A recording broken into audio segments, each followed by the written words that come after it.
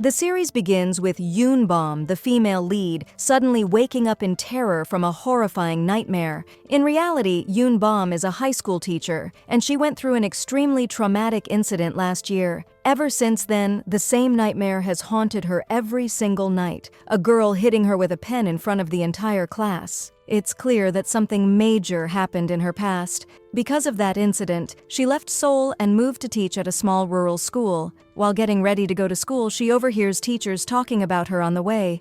Jin Hyaj, the PE teacher, Miss Hai, and the vice principal Mr. Jung are puzzled by her decision. They don't understand why the school tried to transfer her to Seoul, yet she chose to do the exact opposite. They're also confused by how she wears the same clothes every single day and never talks to anyone, which makes everyone feel that something about her isn't normal. When Yoonbom hears their conversation, she starts thinking to herself, she wasn't like this before. In fact, she used to be extremely social and was the most popular teacher at her previous school. We also learn that she used to share a house with a neighbor named Mai, yet now even Mai doesn't talk to her anymore. As they walk, Hanga appears, the most handsome student in the school. All the girls surround him, and even the teachers praise him. He's not only good-looking but also exceptionally smart, to the point that Miss Hai loves him more than her own twin sons. Hanga happens to be in Yoonbom's class, which she's responsible for. Later, Hanga goes to speak privately with Mr. Young, while the rest of the teachers head to the staff room. Suddenly, Principal Kwon announces that midterm exams are approaching and that there will soon be a parents' meeting, so everyone must prepare. In the middle of all this, the weather suddenly turns cold. At the same time, the male lead Joe arrives at the school. The moment Miss Hai sees him from afar, she screams, and Mr. Young hides under the desk. We learn that Joe came specifically to confront Mr. Young, and he looks so furious that the teachers lock themselves inside the room and hide. Even the PE teacher grabs a flower vase to defend himself. Joe breaks the door and storms in, causing the vase to fall and shatter. Principal Kwon comes out to face him, and that's when Yoonbom finds out that Joe is Hanga's uncle. When Joe asks for Mr. Jung, the principal lies and says he isn't there. Earlier that morning, Hanga had asked Mr. Jung about an award that was supposed to be given to him, but was suddenly cancelled. Mr. Jung responded in the cruelest way, telling Hanga, "You don't have a mother or a father, so don't even dream about prizes." Hanga's parents are deceased, and Mr. Jung's words were completely unforgivable. That's why Joe came to confront him, but Mr. Jung was terrified and refused to come out from under the desk. The principal asks Yoonbom to prepare tea for Joe. The moment Joe sees her, he freezes in shock. Meanwhile, he invites another teacher, Sinny, to eat with them. But she rudely refuses because she's the only girl in the school who doesn't like Hanga. At the same time, Hanga's twin friends find out that his uncle went to the school. Hanga immediately runs there, knowing that his uncle must have heard about what happened and is probably there to humiliate Mr. Young. Back at school, Joe explains to Principal Kwon that he raised Hanga himself, from feeding him as a child to taking care of him in kindergarten. He says that he has been both father and mother to Hanga, and that's why Hanga deserves the award just like anyone else, because he has an uncle who supports him. After saying this, Joe leaves. Suddenly, Yoonbom speaks up in front of everyone and asks in disbelief, "Is that man really Hanga's uncle? Or is he a double gangster, a prison escapee, or what?" The teachers are shocked that Yoonbom finally spoke, and so boldly, they tell her that Joe is the most dangerous man in the area, that his terrifying appearance is nothing compared to his reputation. They even mention the dragon tattoo on his hand. They say he's always angry and terrifies people at the market. There are rumors that he's a killer, and that someone once saw him drifting wildly through the forest. Despite all that, they admit that he's incredibly gentle with Hanga, whom he raised himself. At that moment, Hanga enters the room to apologize to the teachers. When Mr. Jung starts yelling at him, Yoonbom steps in and reassures Hanga, telling him not to worry, and politely asks him to leave. Later, Yoonbom is on her way home carrying groceries when she receives a message from her father asking her to return home. From her reaction, it's clear she holds resentment toward him and is annoyed, so she ignores the message and continues on her way. As she tries to open her apartment door, the lock jams and the key breaks inside. Frustrated and upset, she goes out to look for help on a deserted street. Suddenly, she sees Joe standing there holding a weapon. Remembering the teacher's words, she panics and runs away. Joe starts chasing after her, still holding the object in his hand. She's about to call the police when Jo catches up to her and asks, "Why are you running? Why are you calling the police?" Trembling, she tells him that she thought he was chasing her, that he had a weapon, and that the dragon tattoo on his hand was terrifying. Jo then peels the dragon off his hand, revealing that it's just a sticker, a gift from a friend, not a real tattoo. As for the weapon, it turns out to be nothing more than skewered fish cakes wrapped in foil to keep them warm. He was running because he was in a hurry to get home, not because he was chasing her. Yoon-bom is extremely embarrassed and apologizes. When Jo learns that her apartment door won't open, he jumps in, fixes it for her, and leaves. But before going, he tells her, "You'll pay for this mistake." She panics, thinking he's threatening her, and considers calling the police. Jo returns home with the chicken he bought for Hanga and sits watching proudly as Hanga celebrates receiving yet another award. They talk about Hanga's teacher, Yoon-bom, and whether she's from Seoul, because Jo feels like he recognizes her. Later, while taking out the trash with his cooking assistant Philip tells Jo that he once knew a girl a long time ago, but she didn't recognize him. That girl is Yoon-bom. She used to call him handsome. Jo had tried to remind her of that word at school, and now he's determined that Yoon-bom must remember him and that this will be part of the price she has to pay for her mistake. Philip notices that, for the first time ever, Jo has started to like the sight of cherry blossom trees and the spring season. Even though spring used to be the time of year he hated the most. Soon after, the midterm exams end, and it's time for the parents' meeting. Yoon-bom tells the students to inform their parents about the meeting. As she's walking down the hallway, Sini stops her and says that her parents won't be able to attend because her father is a conservative politician who's currently busy with elections. But Yoon-bom insists that she must meet them. That's when Sini casually throws out a comment that makes Yoon-bom extremely nervous, because the words are directly related to the traumatic incident that happened last year. Yoon-bom starts wondering how this girl could possibly know about something so private. She then begins calling the parents one by one. When it comes time to call Jo, the teachers try to scare her, telling her that meeting him is dangerous, but the meeting is mandatory and there's no way around it. Trembling, Yoon-bom calls him.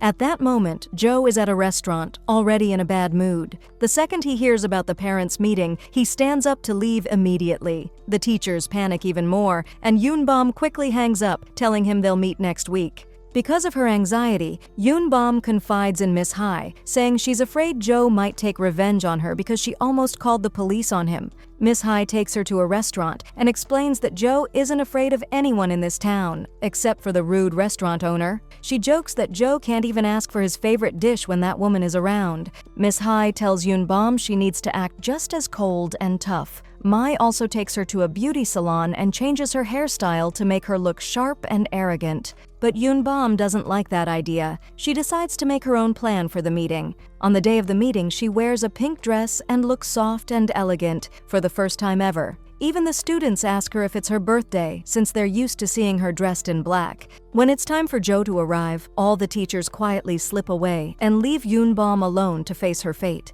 Jo is on his way to the school carrying a huge potted plant as a gift. At the same time in Seoul, a lawyer named Mr. Choi is searching for someone with his assistant. He wants revenge for something that happened 10 years ago. The person he's looking for turns out to be Jo, but he still doesn't know Jo's address in the countryside. Back at the school, Yoon-bom is shocked when Jo arrives carrying the massive plant. He tells her it's compensation for the vase that broke in the teacher's office. She begins discussing Hanga's academic performance, but Jo starts asking her personal questions instead, how old she is, whether she's from Seoul, and then casually says, "Even your close friends call you by that name." Yoon-bom is stunned because only her closest friends use that nickname. After the meeting, on his way back, Hanga runs into Sini, who apologizes for her rude behavior. With perfect manners, Hanga saves his phone number in her phone in case she ever needs help. The next day, Yoon-bom enters the classroom and finds all the students asking her about the plant because Jo's name is written on it in very precise handwriting. She brings in the teachers, and together they struggle to drag the heavy plant out of the school. At that moment, Jo arrives. When he sees them trying to throw his gift away, he calmly lifts the entire plant by himself and places it in his car with ease. Then, without asking, he takes Yoon-bom with him. He tells her, "A gift doesn't get thrown away. I'll put it in your house." The whole drive, Yoon-bom is staring in disbelief at Jo's muscles, completely amazed by his incredible strength. Jo tries to remind her that they've met before in Seoul, but she can't remember anything. When they reach her place, Jo asks her to make him coffee. She apologizes and says there's no coffee at home. Jo smoothly turns it into another appointment, saying, "Then next time when you're free, we'll drink coffee together." As soon as he leaves, Mr. Jung calls Yoon Bom and dumps the responsibility of the environmental club on her. Already overwhelmed, she accidentally snaps at her father, who had been calling to apologize. She hangs up and breaks down in tears. At that moment, Jo returns with coffee. When he sees her crying, he hands her a piece of candy and says, "When you're feeling down, sugar helps fix your mood." His tone and those words make Yoon Bom feel like she's heard that exact sentence from him before, but she still can't remember where. Elsewhere, we see actress Young speaking with her lawyer, Mr. Choi, who is clearly in love with her. She asks him to help find her daughter. We discover that Yoon Bom is actually her real daughter, and that she deeply hurt her in the past. That's why Yoon Bom ran away to the countryside, and no one in her family knows where she is. Mr. Choi also remembers Yoon Bom and is struck by her beauty, which resembles her mother's. Later, while supervising the environmental club, Hanga suggests a field trip to the solar power station owned by his uncle. Yoon Bom is shocked to learn that Jo actually has a legitimate business, not just a thug's life. Still, she refuses the trip because she doesn't want to see Jo. She claims his station is harmful to the environment. Word reaches Jo through one of his gang members, who also happens to be her student. Jo goes to her immediately and asks why she's rejecting the idea. He explains that his power station is the closest and most suitable option for the students, and he invites her to visit it herself next week. At the same time, Cindy's parents scold her for always coming in second while Hanga is always first. Overwhelmed, Cindy decides to run away to Seoul. As Jo is taking Yoon Bom to the power station, Hanga receives a call from Cindy and leaves them to go after her. Yoon Bom panics at the thought of being alone with Jo and asks to go somewhere crowded. They end up at the same rude restaurant. There, Yoon Bom orders a dish that reminds her of her father and insists on eating it despite the owners shouting. While they eat, Jo tells her that he went to prison because he lifted a car that was blocking a fire truck. The woman who owned the car reported him. He also explains that Mr. Jung's injury happened because of him, since Mr. Jung had been ordering Hanga around as a teacher and Jo couldn't stand it. That's when Yoon Bom realizes that Jo is actually a very kind man and that people judge him unfairly based on his appearance. Suddenly, Jo's face turns red. He's having an allergic reaction. It turns out he's allergic to the food, but he ate it anyway so she wouldn't have to eat alone. Yoon Bom bursts out laughing from her heart and starts applying cream to his face. Jo gets flustered, lifts her up along with her chair, and starts doing strength exercises to change the subject. Later, Hanga calls his uncle and tells him that Cindy has run away to Seoul and that he's chasing after her. Jo decides to go after them, and Yoon Bom insists on coming along in her role as their teacher. But the moment she realizes they're heading to Seoul, she's terrified. We then learn the truth. She fled Seoul because of a cruel rumor claiming she had an affair with a student's father. The student's mother had slapped her in front of everyone, even though it was the father who fabricated the entire story. In Seoul, Sinai and Hanga walk along the river. She tells him she ran away because she's always number 2 because of him. But when Hanga opens up about losing his mother, Sini begins to sympathize with him and softens toward him. Meanwhile, back in the countryside, the teachers decide to learn a martial sport so they can fight Jo. The coach tells the teachers that he has a student who holds a black belt, a true powerhouse who can turn them into monsters. That student turns out to be Jo himself. In the Seoul subway, Yoon Bom spots Cindy with a man, Mr. Choi. She gets on the train behind them and calls Jo to catch up. Jo runs at an unbelievable speed, faster than the cars on the road, reaches the station before the subway, and jumps onto the train at the very last second. He nearly falls on top of Yoon Bom, but he catches her and saves her from falling. At that moment, Yoon Bom looks into his eyes and finally remembers where she had met him before and how they first knew each other. Later, we see them confronting Mr. Choi because Cindy is with him. The moment Jo and Choi see each other, they immediately recognize one another. Choi challenges him boldly, saying, "I've been looking for you for 10 years.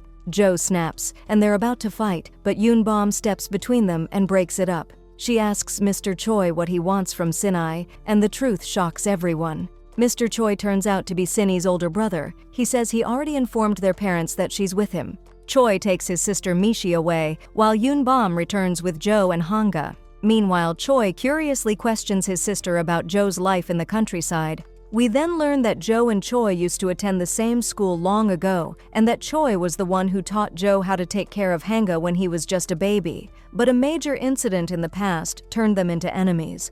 Because it's late, Jo decides they should stay overnight at a hotel along the way. They find only one available room, a family room. Yoon-bom immediately refuses, but Jo reassures her that they only need a place to sleep. The room has a bed decorated with flowers and romantic touches. Nervous, Yoon-bom quickly removes the flowers and calls Hanga to sit with them. Jo starts doing workouts and asks her to help him. As they get close, the tension between them heats up intensely. Jo suddenly leaves and goes down to the hotel gym. Later, Yoon-bom realizes Jo forgot his phone, and a woman keeps calling repeatedly. She goes to look for him and suddenly sees a child drowning in the swimming pool. She screams. Jo arrives in seconds, jumps in, and saves the boy. But the child is frightened by Jo's appearance, and instead of thanking him, the boy's mother slaps Jo across the face. Yoon-bom is reminded of when she was wronged in the past. This time, she refuses to stay silent. She stands up to the woman, shows her the security cameras, and forces her to apologize to Jo.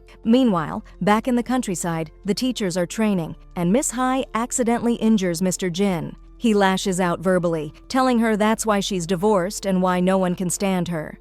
A fight breaks out. That night at the hotel, Jo, half asleep, looks at Yoon-bom and softly calls her beautiful. When she asks what he said, he lies and claims he was talking about the lights outside. In reality, Yoon-bom has remembered everything from the past but is pretending not to. Jo, however, is deeply troubled, unsure whether she truly remembers or not. The next day, Mr. Choi meets Yoon-bom's mother and tells her that he found her daughter but refused to give her the address to protect Yoon-bom from pain.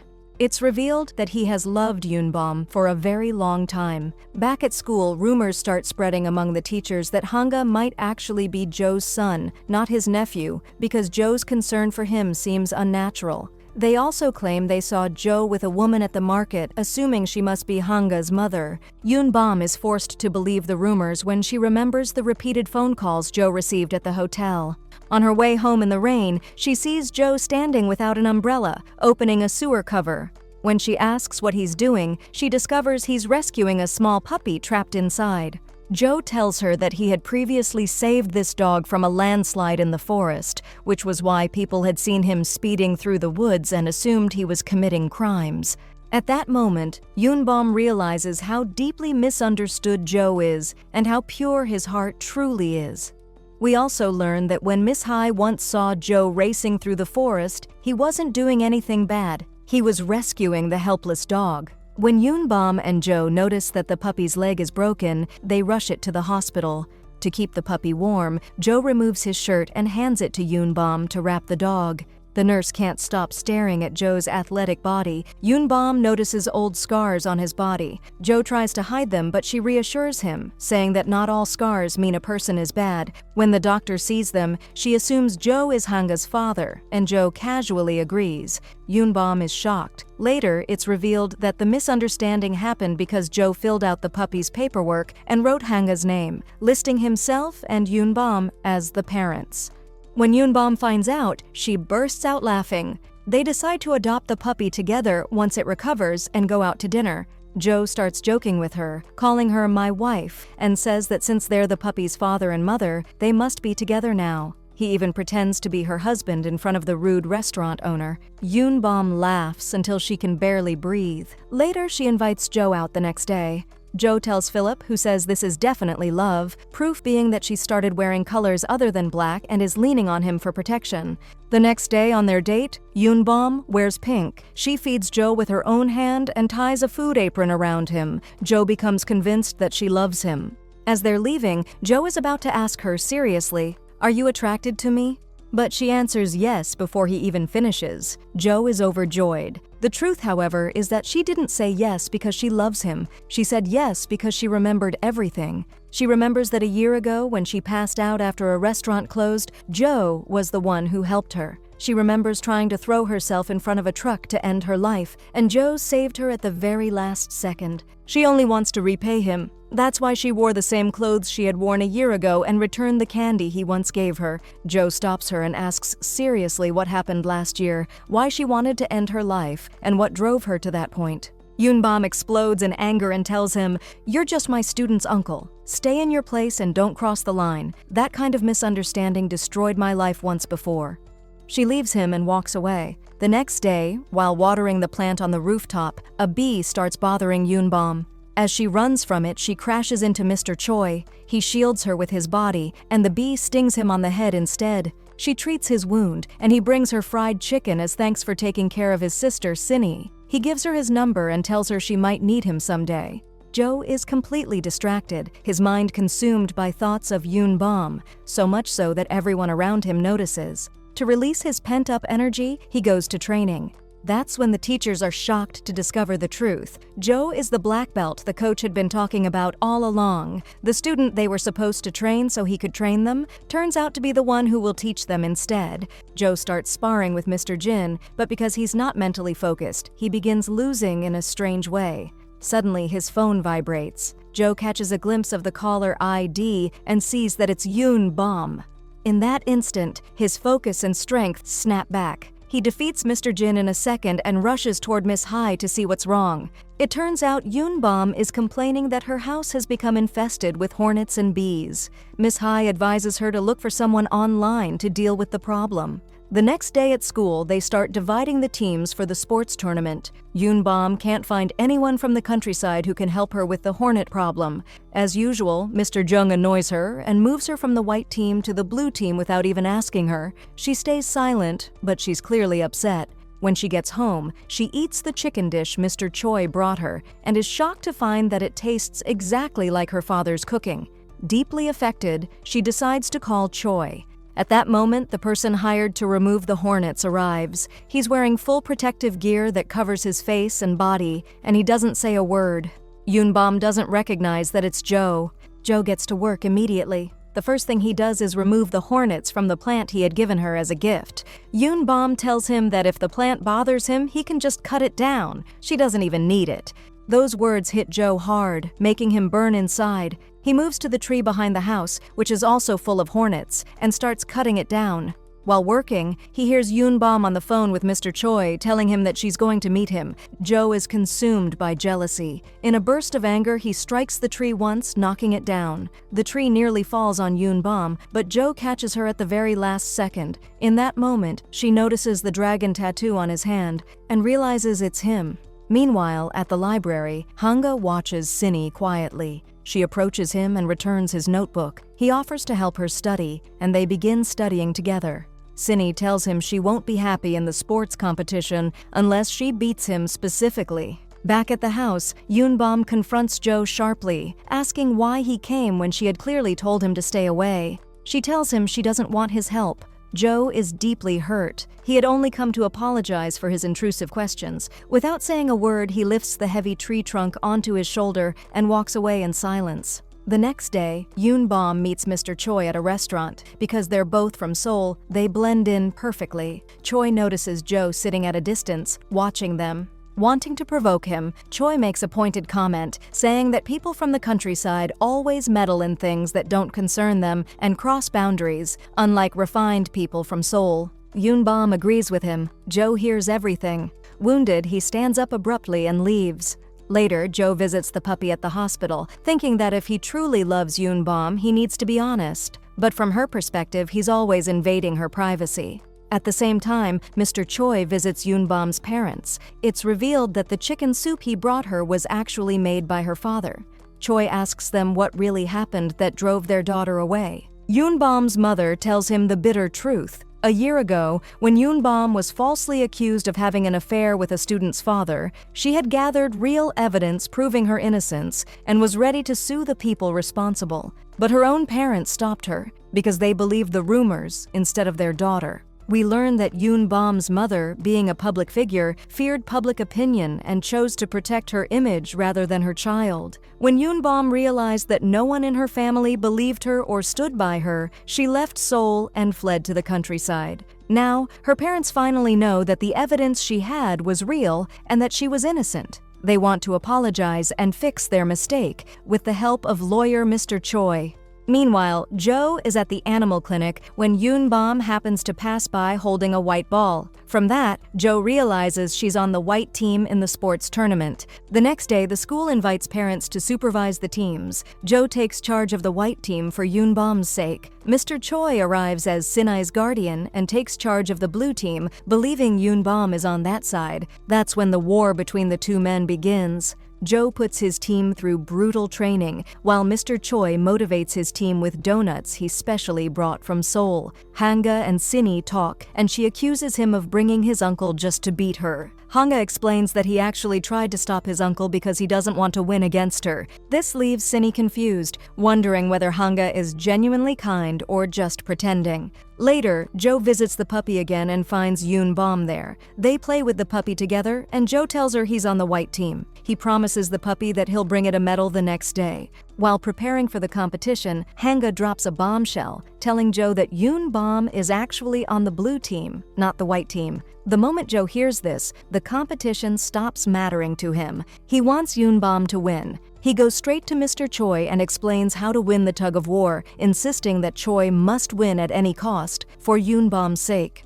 At that moment, Yoon-bom arrives wearing a jacket, leaving everyone confused about which team she's on. She takes off the jacket to reveal a white team shirt. She's on Jo's team. Meanwhile, Jo is still explaining winning strategies to his rival. Jo freezes, not knowing whether to laugh or cry. We then learn that an hour before the competition, Jo went to Mr. Young and told him he couldn't lead the white team because his ankle was injured. He requested that a student's grandmother, Dong Bio's grandmother, take his place. The grandmother shocks everyone by displaying incredible athletic skills, and the principal approves. At the same time, Yoon-bom had been planning her own move. She went to the principal, gave him a long lecture about fairness, and bluntly told him she would not play for the blue team. Her place was with the white team, along with her class.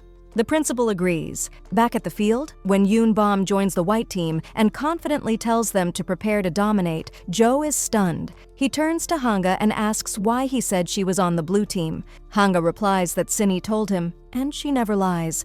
The same misunderstanding happens with Mr. Choi. Sinny tells him that it doesn't matter which team Yoon-bom is on. What matters is that he beats her. She then reveals that she knows the truth about Yoon-bom, the rumors, the false accusation, and the alleged affair because she overheard her parents talking at home. Mr. Choi asks her to keep the secret, and she agrees, on the condition that he wins for the blue team. The first event begins, a relay race. Jo is losing his mind, desperate to participate, but Hanga stops him and makes him promise not to interfere. The race starts with Yoon-bom against Mr. Jung.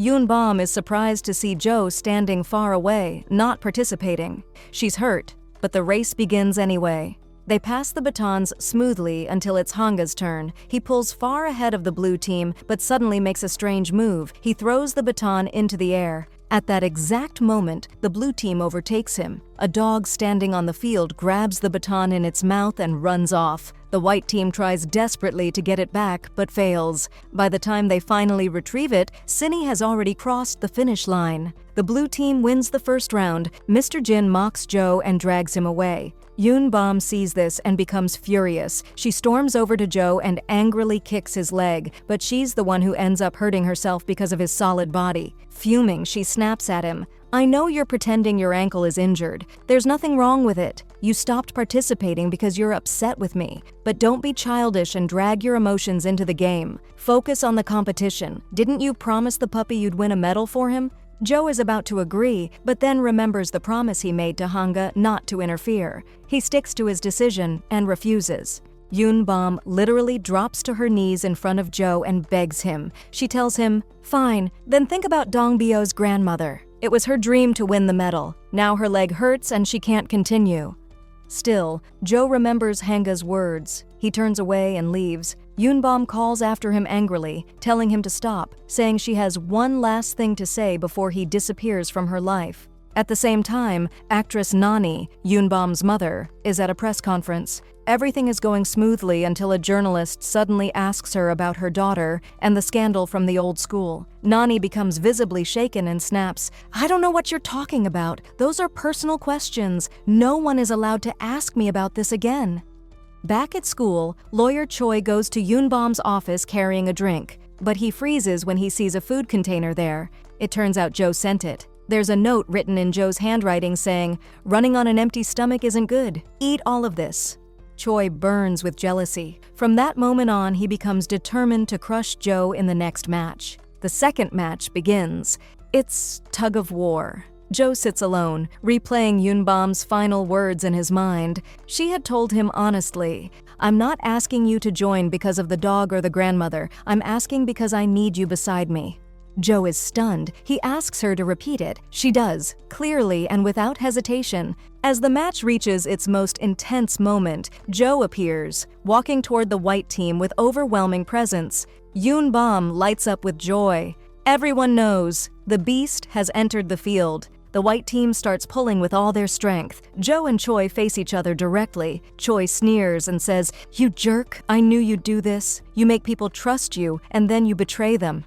Joe replies calmly, "I didn't betray anyone. You're the one who betrayed me." A flashback takes us back to their school days. We see young Choi being bullied. Students beat him and steal his money. Suddenly, Joe appears and beats them all, standing up for him. Back then, Joe saw Choi as his mentor and role model. He told the bullies, "This guy is the one who teaches me and helps me raise Hanga. If anyone touches him again, I'll destroy you." The bullies run away in fear. Choi tries to convince Joe to continue his education and go to college, even offering to pay for it. But Joe refuses with pride, saying, "All I care about is Hanga studying and becoming better than me." Back in the present, during the tug of war, Joe looks at Choi and says, "I regret teaching you everything I did. I never should have trusted you." Joe unleashes his full strength, overpowering Choi's stubborn resistance. The white team wins, humiliating the blue team. Everyone celebrates wildly, except Hanga, whose eyes are fixed on Sinny, who's devastated by the loss. At that moment, a mysterious woman, who's been following Joe, asks about him. When she learns he's at the school, she says she'll call him. She does, but Joe has left his phone far away because of the competition. The third round begins. This game involves throwing stones at hanging jars to break them open. Joe directs his team carefully. When it's Yoonbom's turn to throw, Joe stands behind her and gently holds her hand to adjust her aim. He softly tells her how to throw. Yoonbom throws her stone, but the blue team's jar is about to open. Joe immediately throws his own stone with tremendous force, breaking the white team's jar first and winning the match. Joe and Yoonbom are overjoyed. They shake hands excitedly, unable to hide their happiness. The mysterious woman watches from afar, her eyes filled with jealousy and resentment. Hanga watches Sinny too. She starts crying from frustration and sadness. That night, Joe is at home polishing the metal, glowing with happiness. Hanga comes in and confronts him, hurt. "Why did you do that? You promised me you wouldn't participate. You've always kept your promises. Why break it this time?" Joe answers honestly, "I don't even know what happened to me." Hanga looks at him and says, "But I do. You joined because of her, even though I wanted to lose on purpose so I could make up with Sinny." Hanga then asks, "Why did you throw the baton into the air and make us lose earlier?" Joe replies truthfully, "I just wanted to see her smile." Hanga looks at his uncle and finally understands. His uncle is exactly like him. Both of them have fallen completely in love. In the next scene, Yoonbom is on her rooftop, overflowing with joy. She dances happily, celebrating her victory, thinking about Joe and how he encouraged his team. She looks at the plant he gave her and hugs it tightly. Then she snaps back to reality and says to herself, "What am I doing?" She remembers that she promised Joe she would tell him why she was angry with him, if she won. Now she wonders what she's supposed to say to him. At Sinny's house, her father is preparing for a press conference. Her mother watches the competition video and suddenly starts crying with happiness for Sinny. Sinny is confused and says, "Why are you crying? You didn't even cry like this when I failed an exam." Choi reassures her and tells her it was just a game and that she should focus on studying and becoming first place academically. As Sinny replays the video, she notices something strange. She goes to Hanga and asks him, "Why did you give me the medal?" Hanga answers, "The competition doesn't matter, your exams do." But Sinny tells him she saw him smiling and laughing in the video when she won. Then she asks him directly, "Do you like me?" Later, Yoonbom and Joe go to the hospital to pick up the puppy, Bomsi. The doctor asks who will take care of it. Both of them raise their hands at the same time. Joe says, I raised Hanga, I know everything. Yoonbom says, I'm a teacher, I know responsibility. In the end, they agree that Yoonbom will take Bomzi and Jo will visit twice a week. Jo jokingly reminds her that there are still 12 hours left until their appointment. Meanwhile, Choi visits Yoonbom's mother, who's complaining about the scandals her daughter caused her. She asks him to handle the situation. Choi decides to transfer his work to the countryside, right where Yoonbom lives. Back with Yoonbom and Jo, he helps her build a wooden doghouse for Bomsi. While checking the puppy, Yoonbom notices something odd and panics. Jo laughs and reassures her that it's normal. Still worried, she says she's not ready for such responsibility. If anything happens to the dog, its mother would be heartbroken. Jo asks if she has issues with her own mother and comforts her, saying parents always love their children and forgiveness is important. Yoonbom lifts the puppy and, speaking in its voice, says to Jo, I love you. Jo looks at her with deep affection and replies softly, and I love you too. In the final scene while they're together, Jo looks at Yoonbom and says, only 10 seconds left. Tell me, why were you angry with me? Was it because you saw me when you were drunk? Or because I asked you about Seoul? Or because I crossed the line with you? Yoonbom looks at the clock. 10 seconds before the time runs out, she answers honestly, I was afraid of myself. I was afraid that I was the one crossing the line with you. They stare at each other in silence. Jo is surprised and asks, why? There has to be a reason. Yoonbom remembers what happened in the past when Irem's father, the parent of one of her students, called her and told her, I'm outside your house. She threatened to call the police, but shamelessly he replied, you said you like men who care about children, and started knocking on her door. She had been terrified. That's why she tells Jo, when I came here, I swore I would never get involved with another student's guardian. Jo cleverly asks her, and do you really see me as Hanga's guardian? What if I wasn't his uncle? Would you cross that line with me then? At first, she says no. Then she blurts out, yes. She immediately covers her mouth, starts hitting herself, and says, what am I saying? This mouth never knows when to shut up. Jo laughs and tells her calmly, all right, I'll wait for you. Yoonbom is shocked. Wait for what? Hanga still has 2 years before graduation. Jo replies romantically, so what? I'll wait 2 years. When Hanga graduates, we'll meet here and start our life together. In another scene, Mr. Jin, the PE teacher, is practicing fighting. Miss Hai walks in and tells him, what are you doing? Jo won't be coming here anymore. Jin snaps back, and what's it to you? Go home and watch your dramas. She replies, dramas have gotten boring. Watching you is more entertaining. At that moment, Sang, Choi's assistant, walks in. Miss Hai mistakes him for a student, but he introduces himself as a lawyer who has just moved to town. Sang and Miss Hai sit together and discover they have many things in common, even divorce. They laugh, chat, and shake hands. Mr. Jin watches them, burning with jealousy. Furious, he storms off, biting onto a bucket in frustration. Jo returns home and hangs up a poster that reads, 620 days left. He begins counting down the days he'll wait for Yoonbom. The next morning, as Yoonbom heads to school, the teachers and Vice Principal Young pull her aside and show her something on a tablet. Look what your sweetheart is up to. She sees Jo sitting with the mysterious woman. The woman touches his hand and gives him a file. Yoonbom boils with jealousy. Miss Hai says, isn't that the woman I told you about before? The one I saw him with? The teachers start gossiping, saying, lucky Jo, that woman is gorgeous. Yoonbom explodes at them. If you have time to gossip, go do your jobs. She goes home, looks at herself in the mirror, and says angrily, they say she's beautiful? Fine, I'll show them what beauty really is. Meanwhile, Jo and Hanga are eating together. Jo asks his nephew how things went with Sini. Hanga remembers when she asked him, do you like me? Out of embarrassment, he had answered harshly, what love? Girls are lining up for me and you're not even the prettiest. I wasn't joking with you. I was mocking you because you lost. Jo scolds him. Why would you say something like that? A man should be honest and clear about his feelings. Hanga asks, and what about you, uncle? What are you going to do about Yoonbom? Jo answers confidently, I'll wait 2 years. I truly love her and I'm ready for anything for her. The next morning on the way to school, Hanga tries to carry Jo's bag, but Jo insists on carrying it himself. Suddenly, they see a crowd gathered around someone. It turns out to be Yoonbom, completely transformed.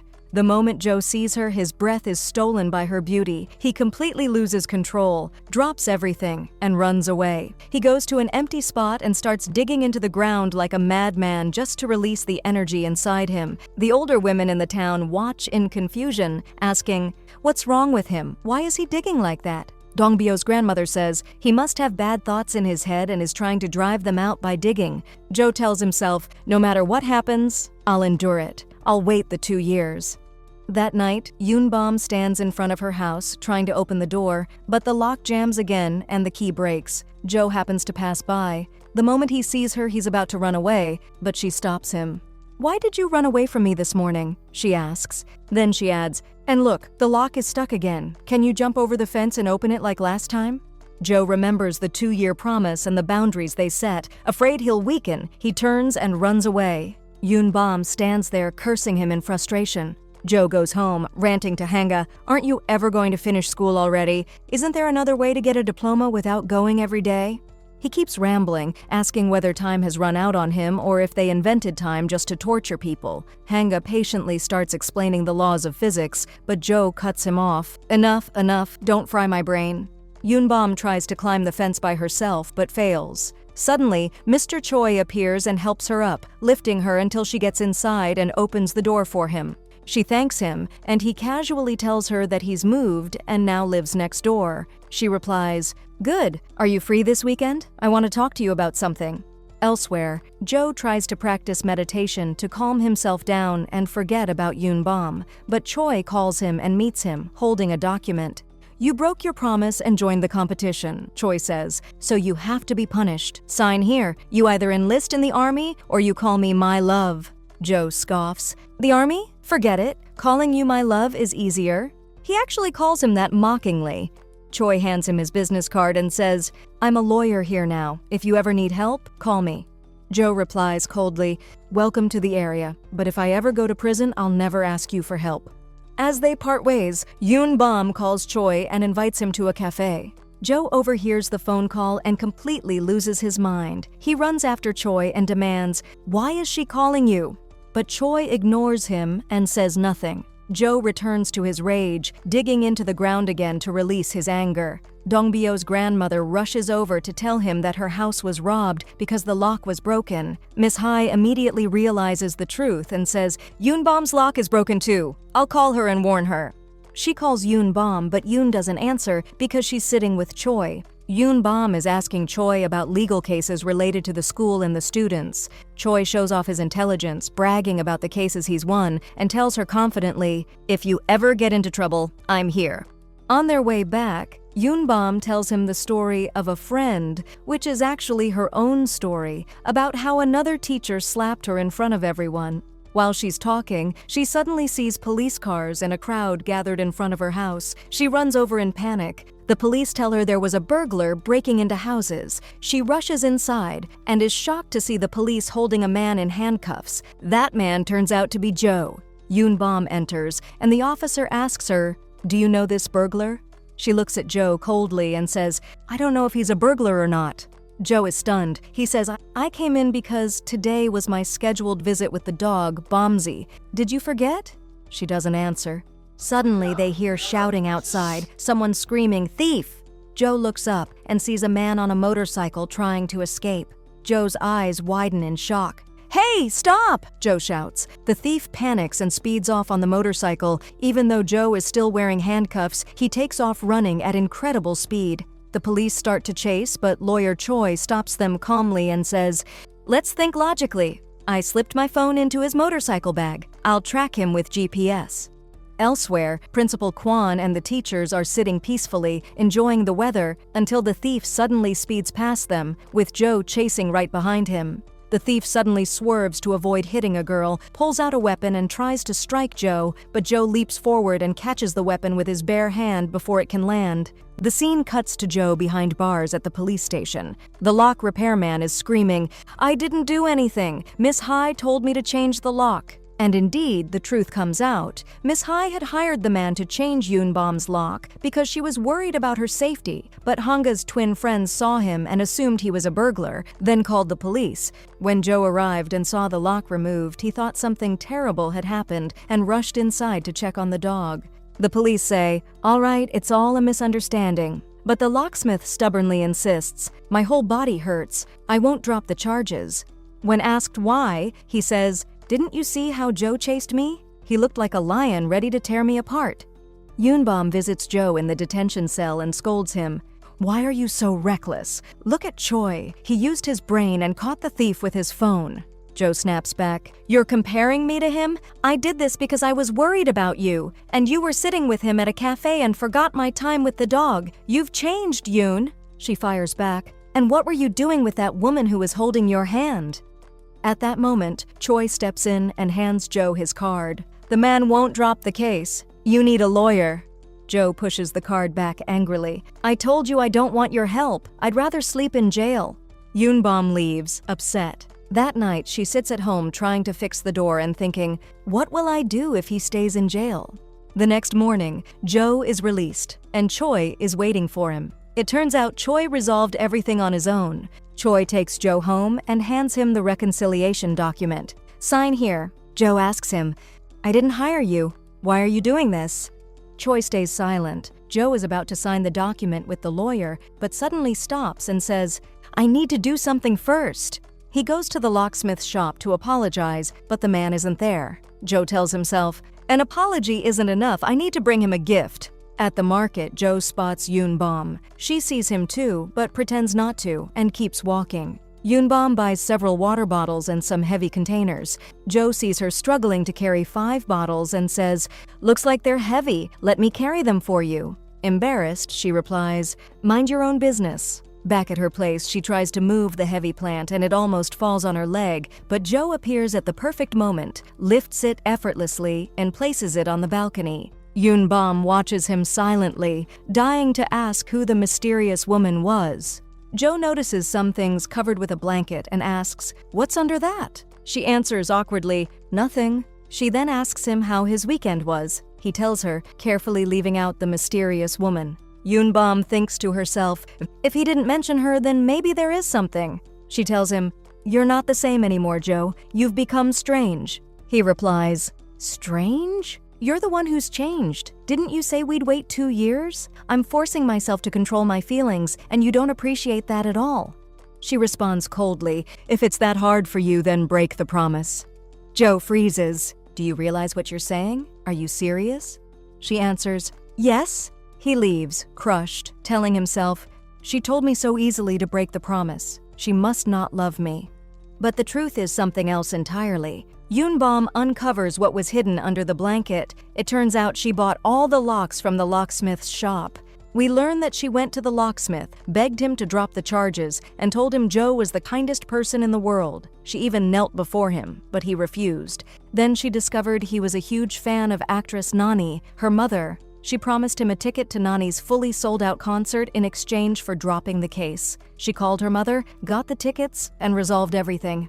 Joe goes to the locksmith to have the lock fixed properly. The man is overjoyed over the tickets and tells Joe everything Yoonbom did for him. Joe runs to her like a madman and asks, "Why did you do all this?" She answers, "For my own sake." He says, "You're lying again. You knelt for me and bought all his merchandise." Yoonbom finally explodes and shouts everything she's been holding in. "You said you'd wait 2 years, but then you sat in a cafe with another woman holding your hand? I didn't even touch your fingernails and she was holding your hand?" Joe smiles softly and says, "You're right. Then, honestly, I can't wait another second." Then, she suddenly screams and runs toward her house, panicking, saying to herself, "Oh my God, what have I done to myself?" He runs after her, apologizing non-stop. When she finally stops, she turns to him and asks sharply who the woman he was with was. He lies and tells her she's an employee from an insurance company who had been chasing him everywhere. He reassures her that the woman will never come back because he yelled at her and scared her off. She believes him. He then asks her out on a date as a kind of warm-up, considering that he's going to wait for her for 2 whole years. She agrees, but only on the condition that it happens after the visit they're supposed to make to the power station where he works. The next day, the old women in the village are shocked because Joe is walking around the farm singing loudly. It's spring, the weather is beautiful, and he's completely carefree, repeating to himself, "Close everything. Close, close, close." His laughter echoes through the entire village. They're not used to seeing him smile at all. On the other hand, Choi is holding a seminar at the school as planned with Yoon Bom. Miss Hai is happy and proud of him, thinking, "That's my brother. Look at him." Meanwhile, Hanga sits upset because his uncle would never do something like this. When Hanga returns home, he's shocked to find Joe cheerfully washing dishes, laughing to himself. Hanga mocks him, saying, "What's with all this happiness? You've got 2 plates here. Wash those too while you're at it." Hanga, who clearly lacks tact, makes fun of Joe by showing him his reflection in a ladle and calling him an idiot. Then he asks what's making him so happy. When Joe tells him he's going out with Yoon Bom, Hanga warns him to be careful because Choi came to the school today and kept circling around Yoon Bom the whole time. It looks like the competition is going to be fierce. Joe's smile immediately fades. He becomes gloomy again and refuses to finish the dishes.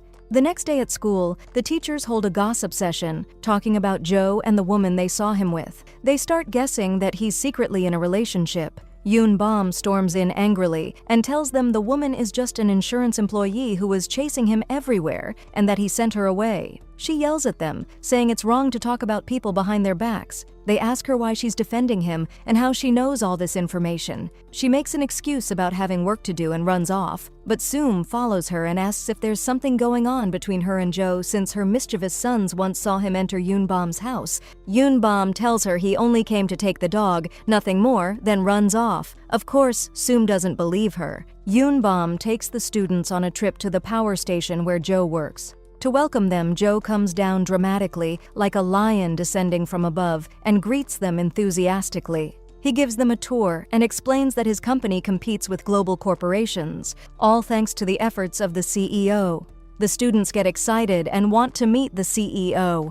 One of the employees goes to ask permission. When the CEO enters, everyone is shocked to see a tall, handsome young man with striking looks. The biggest shock, he is Joe's son. Yoon Bom is stunned, shock after shock after shock. She's not the only one. Everyone is speechless, especially Hanga's twin friends who recognize him. He's so handsome he could compete with actors and fashion models. One day, he even holds Yoon Bom's hand and says they look perfect together. She's too shocked to even speak. This is the first time she's seen Joe looking this polished and elegant. At lunchtime, Joe follows her and tries to make up with her, but she asks him to leave. She's worried that Soom suspects something, and if the twins see them together, they'll be exposed. She wants to cancel their date. Joe is shocked. What? After all this effort? He keeps begging her not to ruin his happiness and promises to take her to deserted places where no one goes. After seeing how sincere he is, she agrees. He tells her he'll pick her up from her house the next day. Unfortunately, he shows up right after dawn, waking her up. She tells him to wait because she just woke up and hasn't even washed her face yet. In a romantic tone, he teases her, saying, "What's this? Why do you look like a princess straight out of a fairy tale?" She freezes, overwhelmed, unable to respond as her emotions completely collapse. He reassures her that he has everything planned and tells her not to worry, just trust him. He takes her to the sea, where they sit quietly watching the sunrise. He's prepared breakfast and assures her that no one ever comes to this place. When she falls asleep on his shoulder, his men suddenly show up by accident. They were training nearby. She quickly hides under a blanket and clings to his stomach so no one can see her. The men greet their leader and try to get him to come with them. When he refuses, they sit with him instead and devour all the food he prepared. Joe nearly cries. He stayed up all night preparing it just for her. To make it up to her, he takes her to an abandoned restaurant in the mountains, reassuring her again that no one ever comes there. But just their luck, the manager appears with his wife, celebrating their wedding anniversary. The manager asks, "Are you two together?" Yoon Bom panics, pushes Joe away and says, "What? No, I don't even know him." They pretend they met by coincidence and sit at separate tables.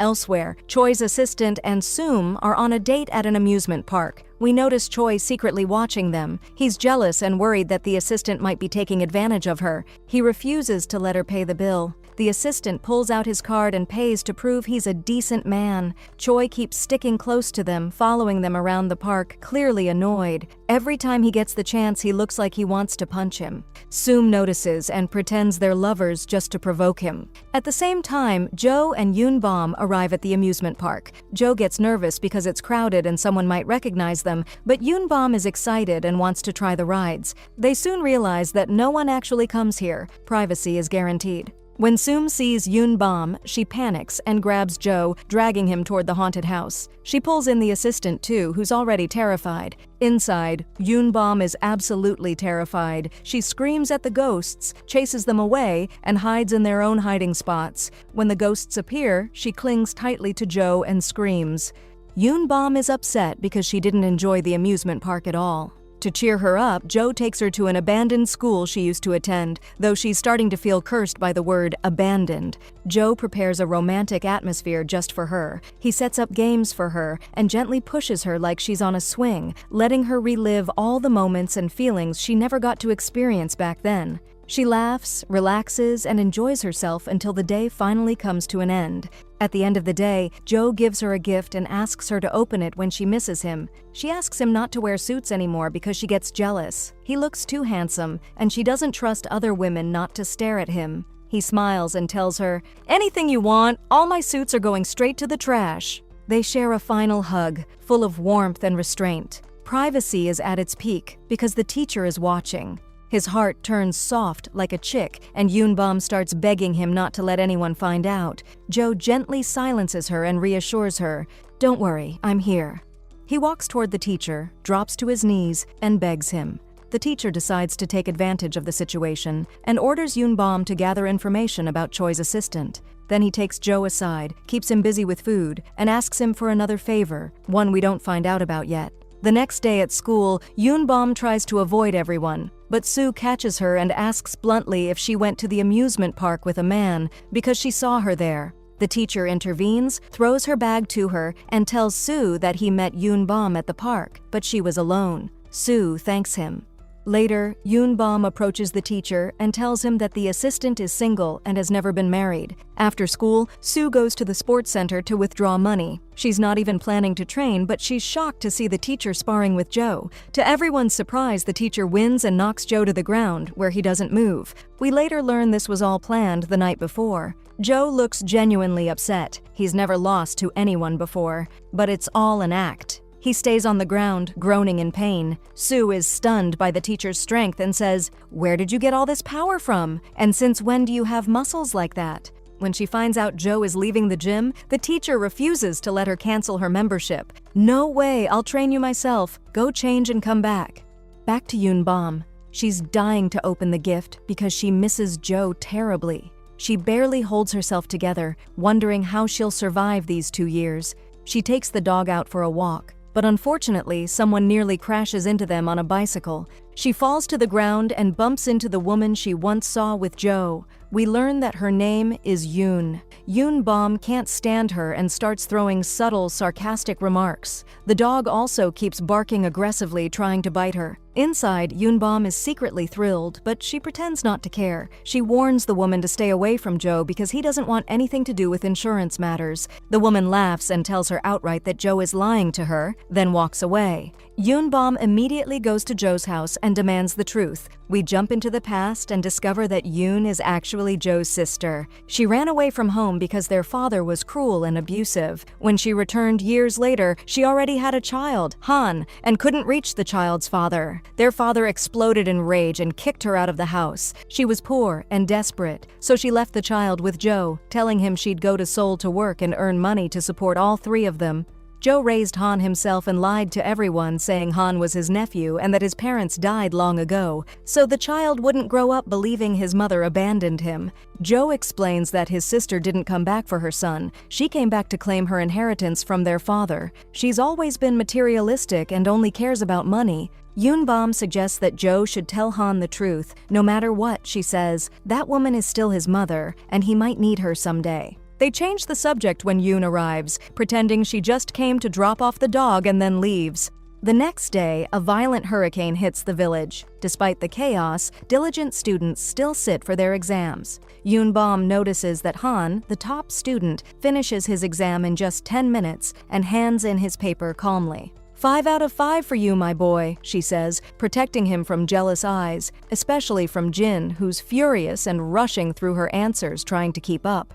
That night, the hurricane knocks out electricity across the entire village, except for Joe's house, thanks to the solar energy system he operates at the power station. The entire village gathers at his place. People relax, settle in, and make themselves at home until the place starts feeling like a mess. Joe snaps and starts organizing everyone, assigning tasks and setting rules. He puts Sue and the teacher in charge of preparing food. The teacher thanks Joe deeply, but secretly can't stand him because Joe humiliated him before, so Joe assigns him to clean the bathrooms instead. Suddenly, Joe notices Yoon isn't there. He asks Choi about her since she was in his office earlier. Choi tells him she asked about something and then left. The men go out to look for her. Meanwhile, the teacher notices the women chatting and flirting with the assistant. He pulls Sue aside and warns her that the man has never been married and might be exploiting her for money. She snaps back angrily. "What nonsense are you talking about?" She yells at him to stay out of her life, but deep down she feels something is wrong. At the same time, Yoon is searching desperately for the gift Joe gave her. She lost it. When she finally finds it, she feels something strange, because a sign above her nearly falls on her. Back at the house, Jin spies on Han and is shocked to find him playing even though they have an exam tomorrow. She's about to confront him, but he spots her and she hides inside the laundry basket. Unfortunately, Joe comes in to use the washing machine. He starts taking off his shirt. The moment she sees his muscles, she screams, and he notices her. In the chaos, she ends up falling straight into his arms. They're both extremely embarrassed. Jin admits she was spying because she wanted to know how he always ranks first every year. Han takes her to his room and asks her to study at his desk. When she finishes, he tells her to sleep on his bed while he sleeps on the floor. As soon as he leaves, she starts rummaging through his books and realizes he truly studies hard. So that's it. You actually work for it.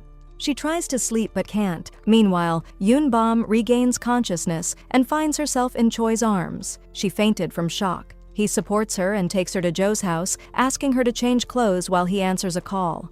The caller is her mother, and he doesn't want to speak in front of her. When Joe arrives, he scolds Yoon harshly, accusing her of being careless and irresponsible for going out during a hurricane. She's hurt, not because he's angry, but because he didn't ask if she was okay. She insists on returning to her house, even if it's dark.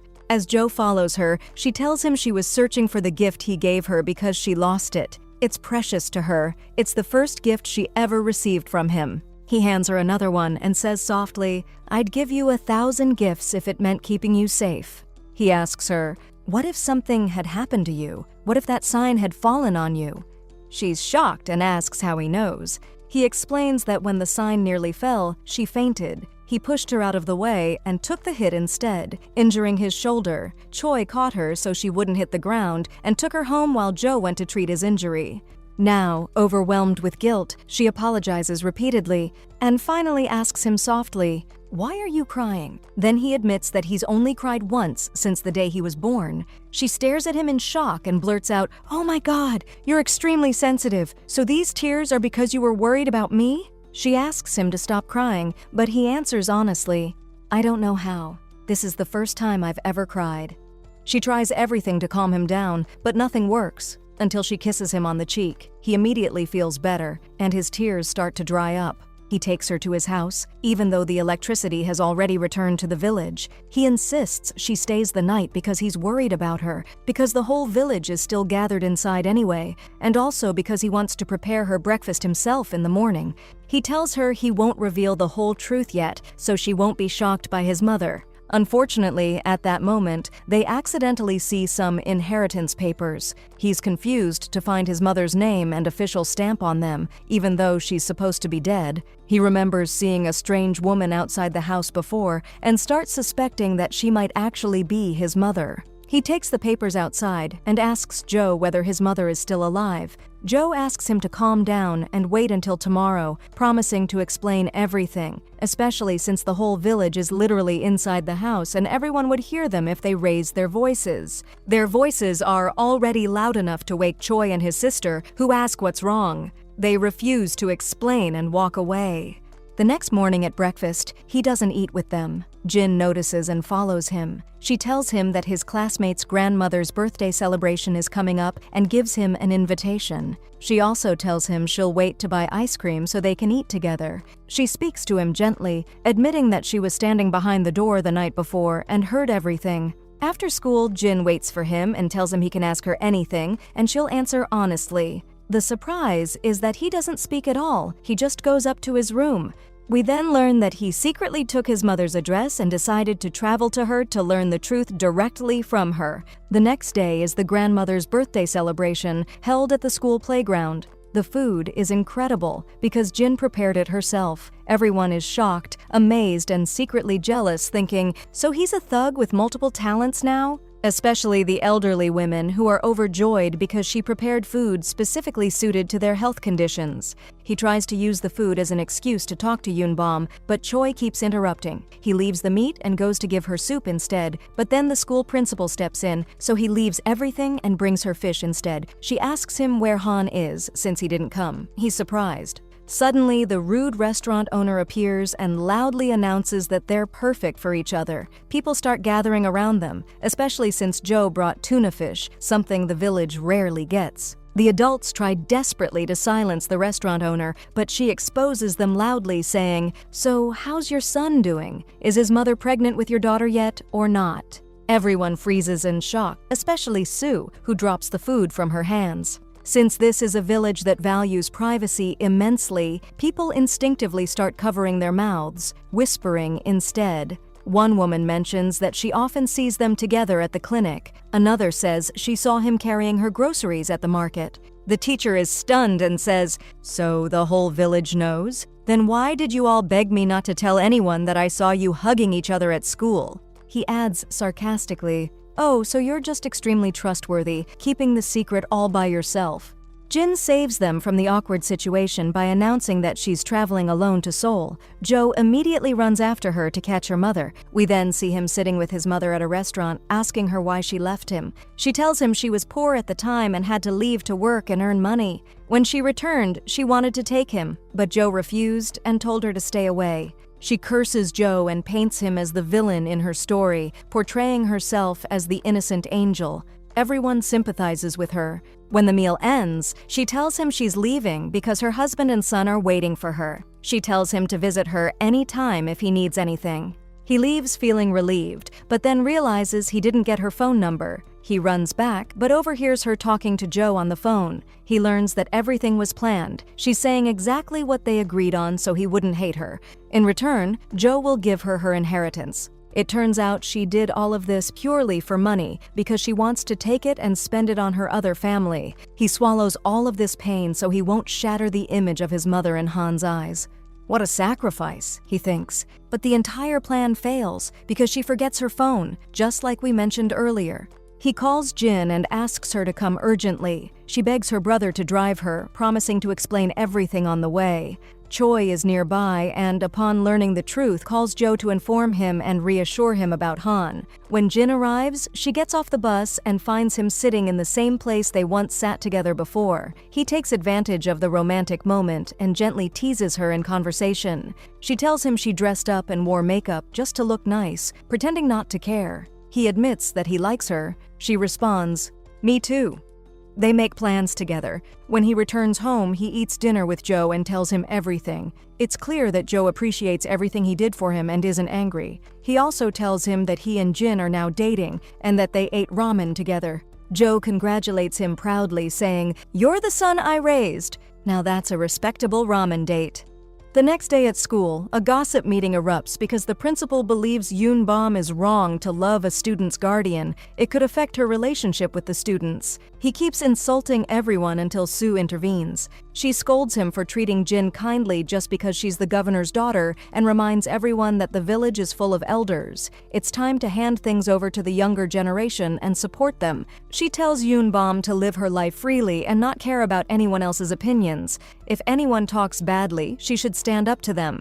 It becomes clear that Sue has begun to appreciate pure love, especially after discovering that the assistant was actually deceiving her and only got close to her to gather information about Yoon Bom, since Choi had a crush on her. Of course, no one else knows this. After school, Yoon Bom is surprised to find Jo waiting for her. She tries to hide him so no one sees, but he reminds her that she exposed them publicly the day before and the entire village already knows. She laughs it off and says, "Then give me your hand. Let's do what we didn't get to do."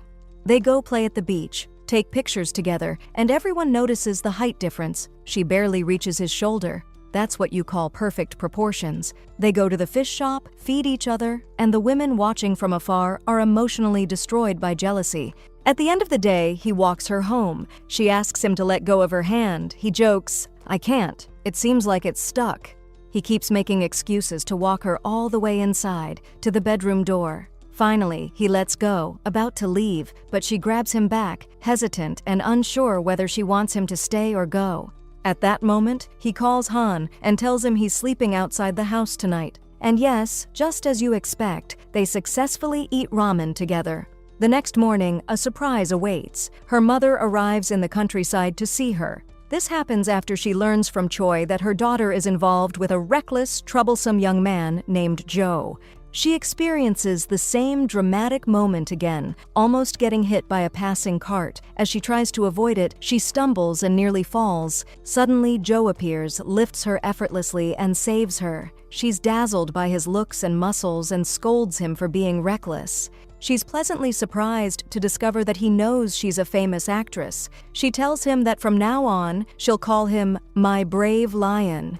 He takes her to his house and asks her to rest while the car is being fixed. He already took it to the mechanic. When she sees the certificates of appreciation hanging on the wall, she tells him, "There can't possibly be a man more perfect than you." When he hears her stomach growl, he realizes she's hungry and cooks for her. She's overjoyed. She hasn't been spoiled like this in a long time. At that moment, Yoon Bom calls Jo and asks him to come take the dog. He tells her that he's busy. Suddenly, she hears a woman's voice in the background, and anxiety immediately creeps into her heart. She rushes over to his place to start a fight. When she enters and finds him asleep, she goes to wake him up, only to freeze in shock when she realizes that the woman sleeping there is her own mother, and that her mother is actually staying at Jo's house. In that instant, her mother figures out that Jo must be her daughter's lover, so when Jo comes in, she starts teasing him mercilessly, throwing sharp remarks and calling him ugly. He reminds her that just 2 years ago she was complimenting his looks non-stop. She snaps back that his muscles are too much and that she doesn't like that type. He laughs and says, "But wasn't I your hero, your lion, your brave beast just a moment ago?" Yoon Bom steps in and firmly tells her mother that she didn't ask for her opinion. She asks her to leave. Jo tries to follow her mother outside to calm her down, but Yoon Bom stops him. She's afraid that her mother might separate them. Her mother goes to stay with Choi, claiming he's her lawyer and also the president of her fan club. She keeps pressing him to tell her everything about Jo. This triggers Choi's memories of the past. We go back to when they were in high school. We see Jo coming to school beaten and bruised every day because of his father. Choi feels sorry for him and shows him a box full of money. We learn that Choi studied hard and ranked first because his father promised to buy him a car. But Choi chose to take the money in cash instead so he could help Jo. They plan to travel to Seoul together, enter university there, and live off that money. Jo initially refused, until one day Choi discovered that Jo's house had caught fire, his father had died, and rumors spread that Jo and the child escaped. People suspected Jo had killed his own father. Choi was shocked. He rushed back to school and checked the box of money, only to find it missing. Jo had taken it. Back in the present, Choi refuses to tell Yoon Bom's mother anything and asks her to collect her belongings and go home. The next day, we see the teachers training at the gym. Choi's assistant approaches Sue, begging her to forgive him and give him another chance. She refuses. The teacher intervenes, shuts him down, and pulls him away. As they're leaving, the assistant seizes the opportunity and confesses to Sue that he likes her. She's shocked and says, "I'm divorced, I'm 50 years old, and I'm a mother of 2. He replies passionately, "I love you, I love you, I love you, and I'll keep chasing you until you accept." The next day, Joe takes advantage of the school holiday and brings the love of his heart to train with him. The situation turns romantic because he uses every excuse to get closer to her. He notices someone watching them. Choi spots the watcher and goes to confront them, only to discover it's Yoonbom's mother, who hasn't left yet. She says she wants to stay until she's reassured about her daughter. Choi gets excited and declares that he's in love with Yoonbom and that he's going to confess to her right now.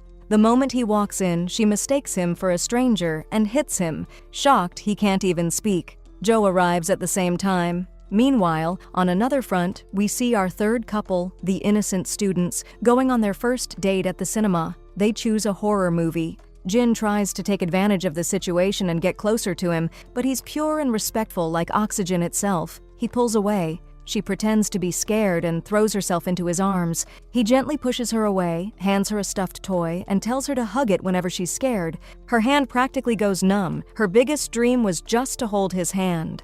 On the way home, she decides to be bold and pretends to trip. He catches her instinctively, and she's over the moon. But the happiness doesn't last. Her parents catch them together. She had lied to them, claiming she had a cold so she could skip tutoring. They scold her harshly, reminding her how the top student used to behave. He steps in and defends her, telling them that Jin is hardworking and dedicated and that she will rank first. Just wait and see. The next day, Joe is walking as usual when he feels someone watching him. He manages to catch them. It's Yoonbom's mother again. Before she can escape, she runs into the street and a car nearly hits her. Joe rushes in, pushes her away, and gets hit instead. He's taken to the hospital. When Yoonbom finds out, she grabs the teachers and rushes there in terror. She's afraid he might be in a coma because he isn't speaking. A coworker arrives and jokes that they should check the car because it must be damaged. "You've got bad luck eyes."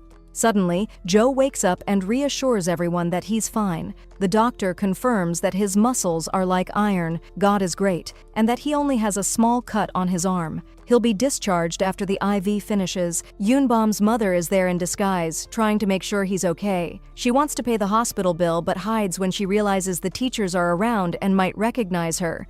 Yoonbom wants to report the woman who caused the accident, but Joe stops her and tells her it was her mother. He saw her face. Yoonbom gets even angrier, feeling that her mother is back to ruin her life just like before. She tells Joe about what happened to her in the past. He reproaches her gently for hiding it from him. He would have supported her and helped her get justice.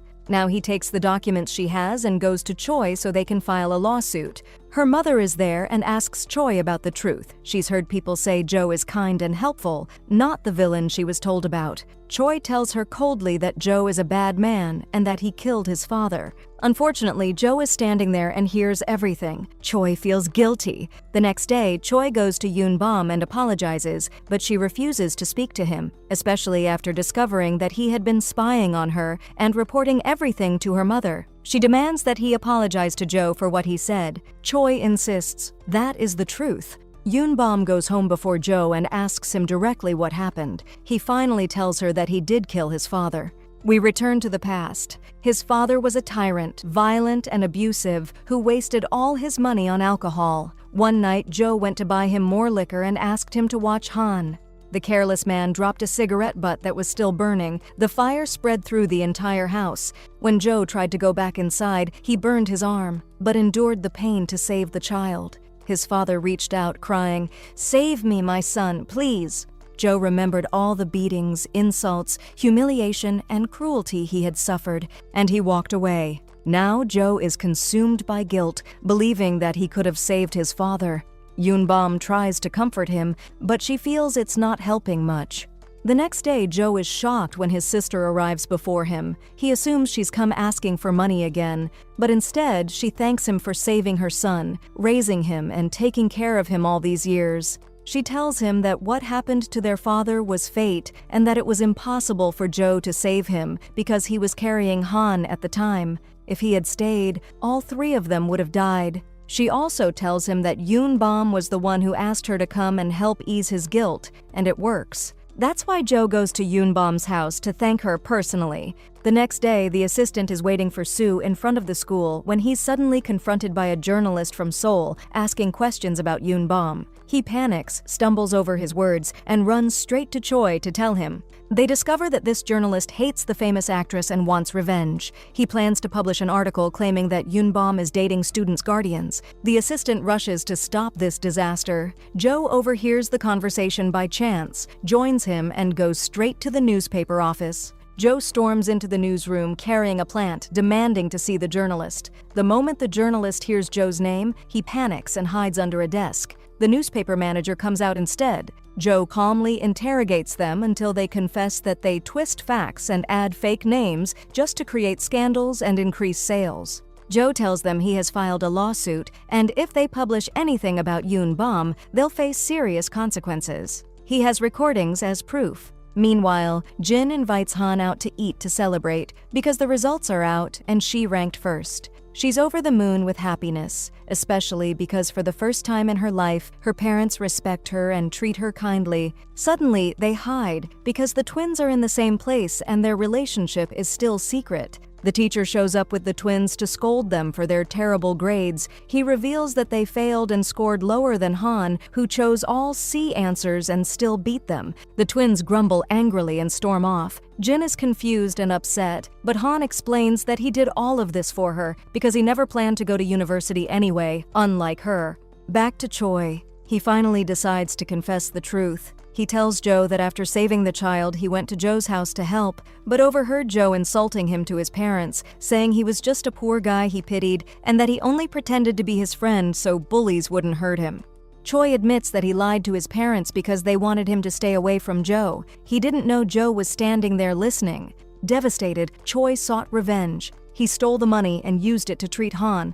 Now the truth is out. They both apologize to each other, clear the misunderstandings, and become friends again. Jo goes to Yoon Bom, comforts her, and decides to cook for her himself. This is what real men do. He sits beside her until she falls asleep. She tells him that her mother called and apologized, admitting that she caused all the problems. If she hadn't been a famous actress, no one would have cared about her daughter or the injustice she suffered. Her mother asks her to turn off her phone and disappear the next day. The journalist is dangerous and will definitely publish the article. She doesn't want Yoon Bom to be hurt or questioned. Jo tells her to sleep and stop worrying. He's by her side and will protect her no matter what.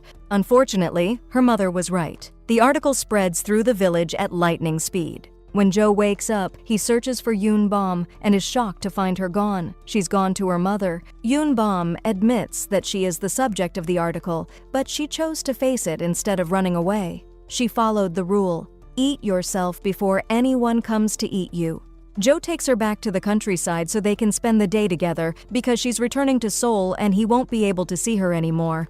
A year later, Yoon Bom has changed completely, 180 degrees. She's dressing elegantly again and taking care of herself. Choi comes to tell her the good news. She finally won the case. The journalist and his wife must pay compensation. That night, she gathers with her family to celebrate. She calls Jo, but he doesn't answer. He's stuck at a school conference surrounded by teachers. She misses him terribly and can't take it anymore.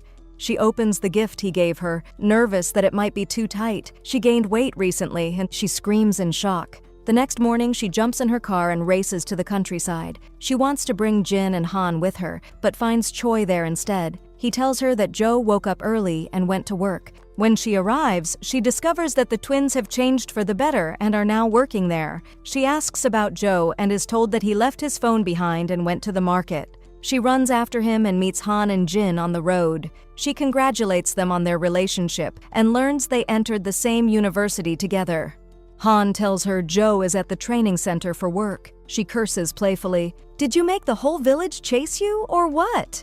When she reaches the center, she congratulates Soo and the teacher. They're finally together. They tell her Jo is waiting for her at the beach to relive the memories of their first date. She goes there, fully prepared with a poem of insults, but it turns into pure flirtation instead. She asks him, "Why do you look this handsome?" He replies, "For you, my eyes. I have to look sharp. I'm finishing my points." She flips her mood instantly. No, I'm not falling for this romance. She pulls out the gift. It turns out to be the old bracelet he used to wear. He tells her he did it on purpose just to tease her. Then he suddenly kneels down and proposes. He pulls out another box containing a stunning ring, perfect in every way. He's prepared a full speech, but she stops him immediately. Yes, I agree. They decide to get married, they end up together, and that's where the series ends.